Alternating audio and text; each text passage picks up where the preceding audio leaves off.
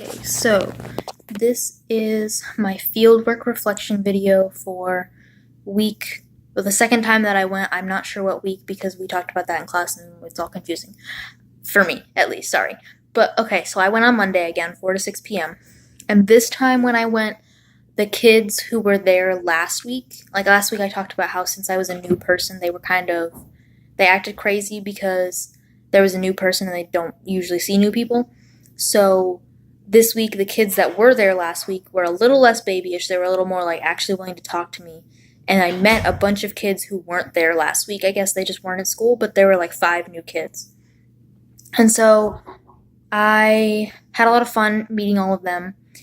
There was, I'm trying to remember real quick.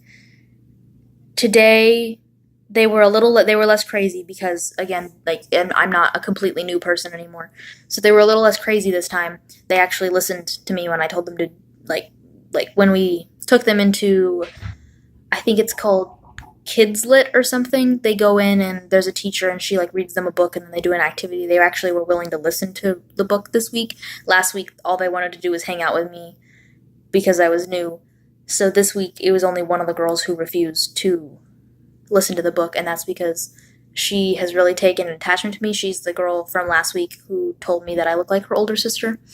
And so we were playing with her Play-Doh. Well, I made her listen to what was going on, but I also played with her with Play-Doh so that we could do that. And then during recess, I was hanging out with this little kid, and we were kicking a ball around and having a lot of fun. And I don't even know why, but out of nowhere, he just went, "You know what you do when you're on fire? You stop, drop, and roll." And he stopped, and he dropped, and he rolled. He demonstrated how to do it for me. And things that I noticed this week, I need to talk about that. There is one kid there, he's very hard to understand when he's speaking, not only because he's a 6-year-old, and 6-year-olds are hard to understand. He also has a cleft palate, squash nose. So he has a hard time saying certain words, and I have a hard time understanding him because I don't know him very well yet. I haven't gotten used to it. I've noticed that all of the other kids seem to understand him because I assume they have classes with him or they are at Boys and Girls Club with him every day. So I just thought that was interesting that they were able to understand. Sometimes they were able to understand what he was saying before he even finished a sentence. They were able to understand what he wanted, and they were able to help him. And today, I don't remember if I talked about it last week, but there was this kid, his name's Hoyong. He doesn't speak English very well, and I had to chase him around the hallway.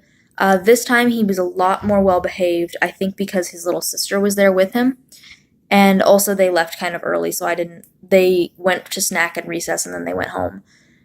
And, that was another thing, is during snack this week, the kindergartners and first graders eat snack together, and this week they had to be quiet because I guess they were bad last week. And they were not doing very well at following those instructions, so I had to enforce the quiet rule. It wasn't really that much of an eventful week. I'm really excited for this coming Monday. I'm excited to see them again. They want me to bring them candy, which I don't think I'm allowed to do, so I'm not going to do that. But maybe I'll ask and see if I am allowed, because I would love to be nice for them and do something nice for them. Yeah, I'm really excited to be there next week and see what happens. So, thank you.